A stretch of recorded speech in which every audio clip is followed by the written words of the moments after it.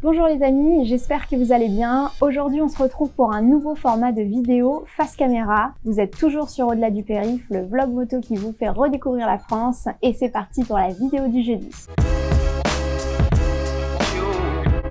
J'avais une bonne résolution pour 2020, passer mon permis moto.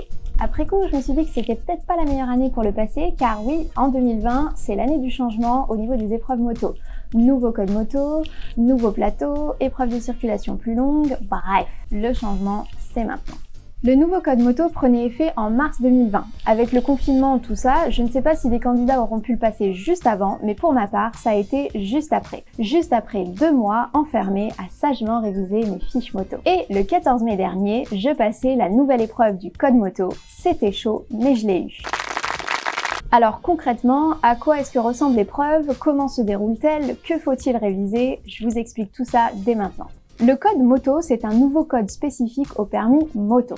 Aujourd'hui, pour passer le permis moto, vous devez obligatoirement passer ce nouveau code, même si vous êtes en possession d'un code valide de moins de 5 ans suite à un permis auto.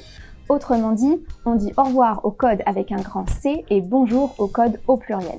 Dans la nouvelle réforme, le code moto vient remplacer l'interrogation orale sur les 12 fiches moto qui avaient lieu pendant l'examen du plateau. Donc la bonne nouvelle, c'est qu'on s'enlève un stress lors de cet examen. Plus d'interrogation, vu que vous aurez déjà passé tout un code spécifique dédié à ces 12 fiches moto. La mauvaise nouvelle, c'est que c'est un code, ce n'est donc plus 4-5 questions posées lors de l'examen du plateau, mais bien 40 questions intégrales, comme c'est le cas sur les codes auto, sur le code de la route qu'on a connu avant. Alors que faut-il réviser ? Pour ma part, j'ai mon code de la route depuis mes 16 ans, soit depuis plus de 11 ans. Je conduis là encore depuis mes 16 ans, soit là encore depuis plus de 11 ans. Donc niveau code de la route, signalétique, règles de conduite, je suis assez rodée, bien que quelques révisions ne fassent jamais de mal à personne.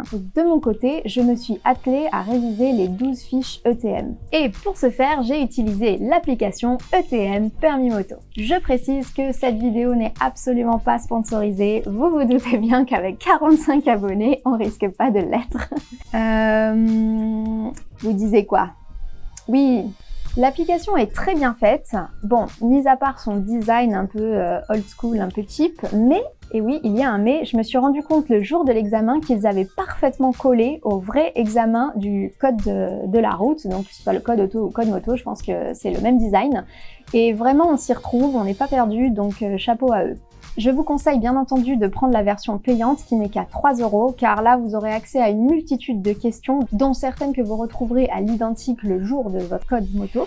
Honnêtement, c'est grâce à cette application que j'ai eu mon code moto du premier coup. Je vous rappelle que je ne touche absolument aucune commission pour cette application, c'est juste que c'est un peu la seule disponible actuellement sur le marché et elle fait bien le taf. Elle est disponible sur Android et sur Apple, et je vous conseille d'y passer quelques heures. Pour ma part, j'ai dû réviser une trentaine de minutes par jour pendant 1 mois et demi, à défaut d'avoir pu m'inscrire et le passer avant. J'ai donc eu le temps de bien réviser. Concernant le jour J, j'ai eu autant de questions relatives aux règles de la route en général que de questions spécifiques à l'univers de la moto. Ou peut-être que c'était un 40% pour la route, 60% moto. Mais ce qui est donc important à retenir, c'est que ça reste un code que certains candidats vont passer en tout premier avant même de passer un code pour permis auto. Et donc il est normal d'y voir de nombreuses questions liées aux règles de la route en général.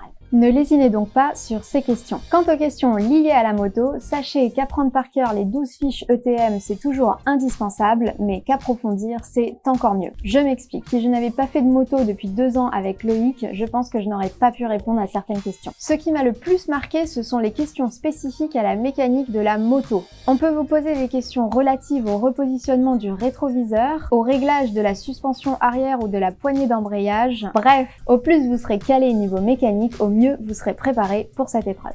Cette vidéo se termine, j'espère qu'elle sera utile pour certains futurs motards parmi vous. N'hésitez pas à me poser toutes vos questions en commentaire. Sur ce, je vous dis à bientôt sur les routes. Stay safe, ride safe.